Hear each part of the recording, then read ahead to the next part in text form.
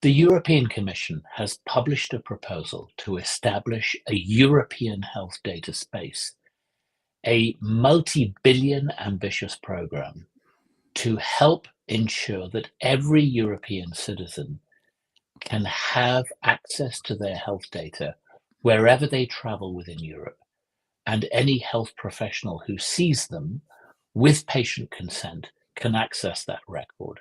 That means every patient should be able to enjoy safer and more effective treatment, whether they're traveling on a holiday or business, or they're going across borders to receive continuity of care because they're under a team in another country. It doesn't matter what the reason is. What matters is their data can travel with them under their control. And that is half of the ambition of the European health data space. The other half is that the data sets that are often collected inside individual countries and which could be usable for research are made available for research right across Europe in a standardized and highly protected way, so that research, public health, health services improvement can really benefit from the data, really improve care, advance innovations in treatment, in vaccinations, in artificial intelligence, but always in a highly trusted way.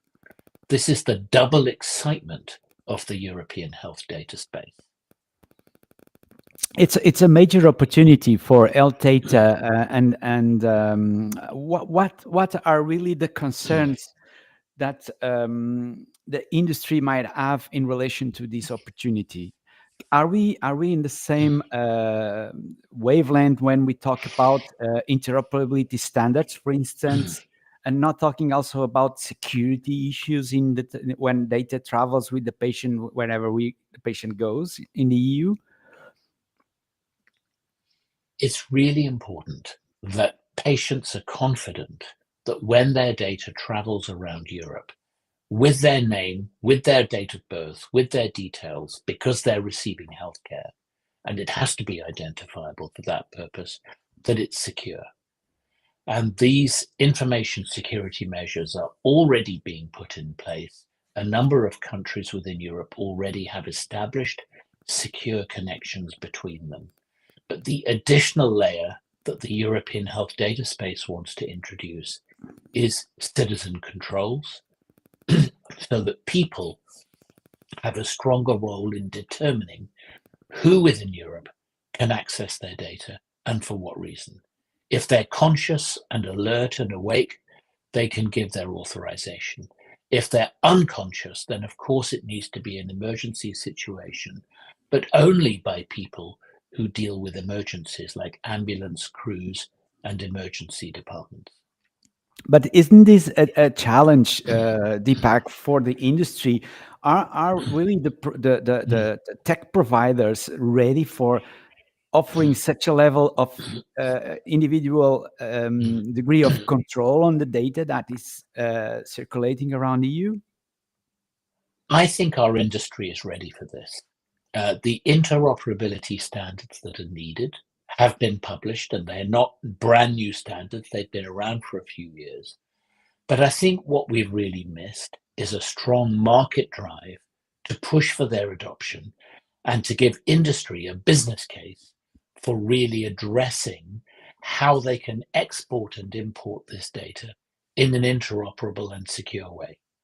So the EHDS brings a business opportunity cross-border.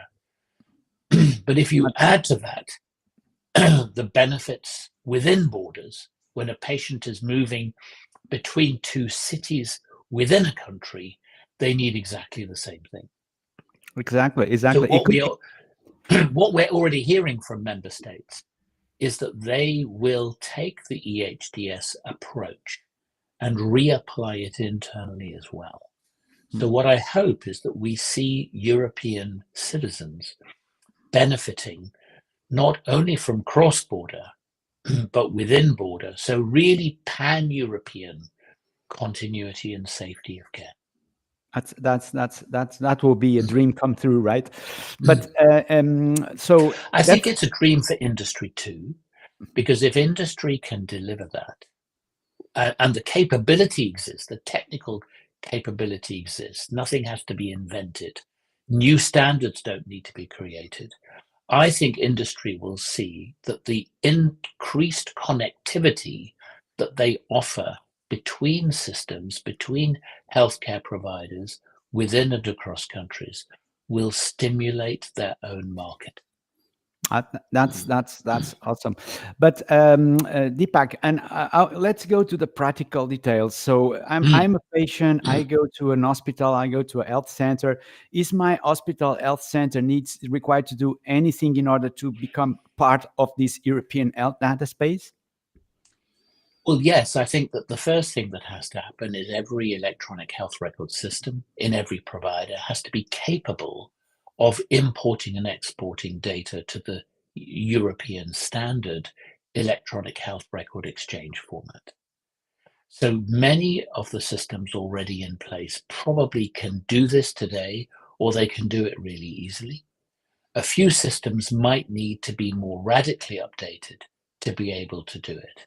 But there is another step, and that is that we need clinicians, hospitals and GP practices to really care a lot about the health data they are collecting and looking after, because it won't be any use if we are able to exchange a list of conditions the patient has if it's incomplete.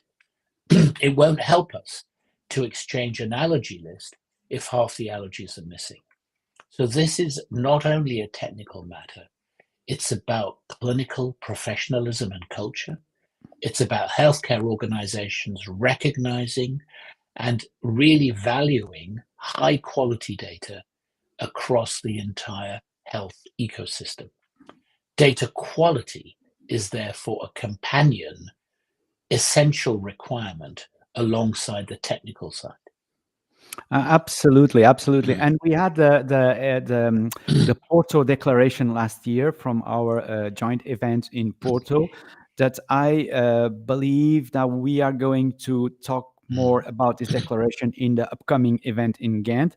And to all who are watching, let me just make a note of the next edition of the Health Data Forum Global Hybrid Summit will be a joint event at Ghent, combining the EHD annual conference, and definitely the Porto Declaration is going to be part of the program, right, Dipak? Can you expand on that? And Yes. having in consideration that we have here a global audience from all over the world watching at the European health data space is something that can definitely become a world standard in the future. Well, I think, Paul, it's very helpful that you've firstly linked back to last year's very successful conference that we ran with a huge amount of collaboration with you. We examined in really great detail what are the issues and challenges, the opportunities and needs to make health data of better quality to deliver benefit to all. And we will definitely be holding inside our annual conference this year on the 29th of November and the 30th of November and the 1st of December in Ghent. We will be revisiting data quality, but not repeating what we did last time. We are going to be looking at new, more deep dive situations in which health data can be educated about. How do we raise data quality skills across the health workforce? How do we start to grow a culture and a standard for labeling health data sets, so everybody who wants to use a data set knows the quality of that data inside? These are the topics we want to take forward, building on last year. You're also very right to point out that the European health data space has as its first word the word European. And I think it's true that the budgetary investment is a European investment, but the ambition, the vision, the challenges that have to be addressed, the opportunities and the strategies to achieve those opportunities are not European. They are absolutely global. And there's nothing that we will do to make this happen in Europe that could not easily be scaled to a global level. So we would love people from outside Europe to come to our conference as well on the 30th November and the 1st of December in Ghent at the Marriott Hotel.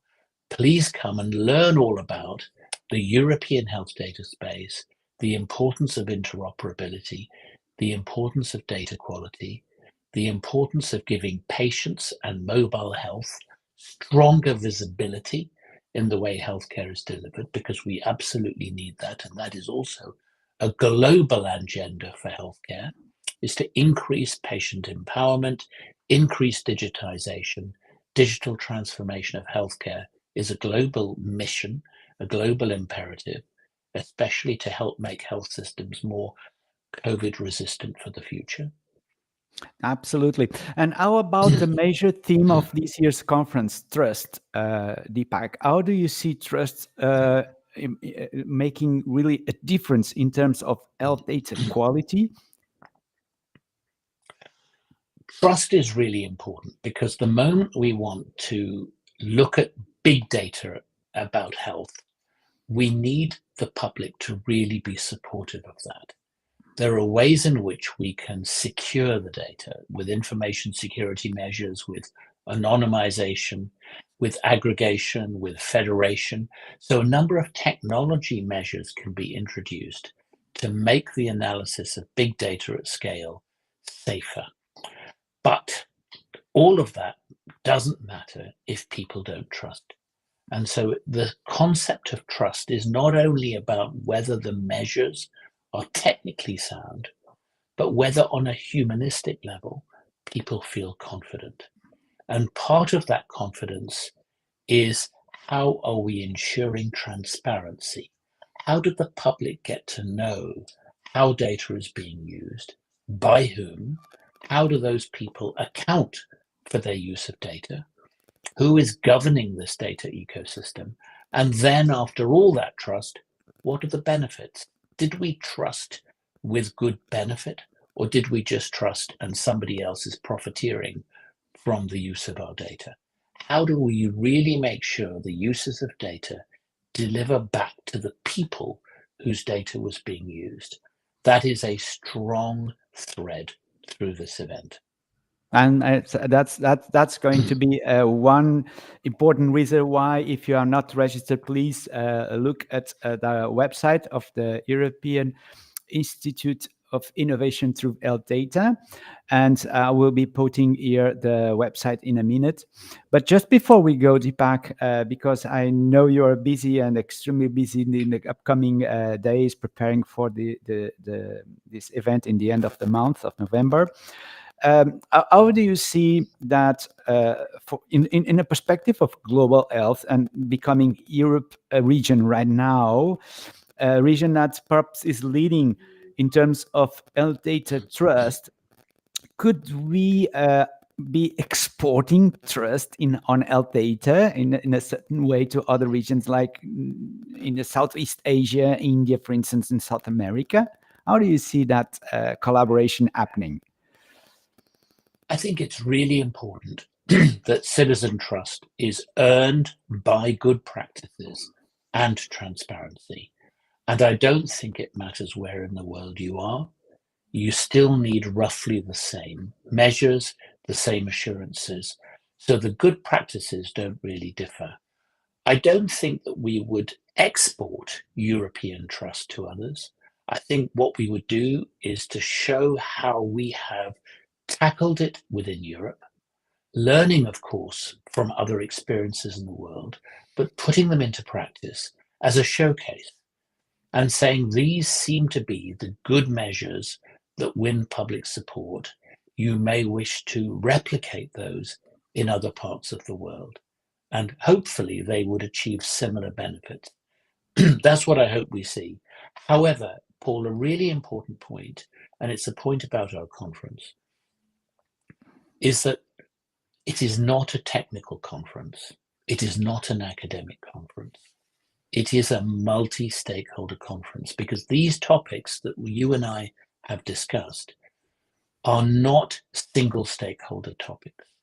They require multiple stakeholders, and the audience who come to our event are not passively sitting and listening to speakers and PowerPoint presentations. We have a lot of interaction planned because we want to hear from our audience. So the call to the audience listening to this are not to say, please come and listen to our wonderful conference. No, it's please come and contribute your ideas, your thoughts, because we want to co-create the future best practices and the future innovative solutions with you. Please come and help us co-create with you.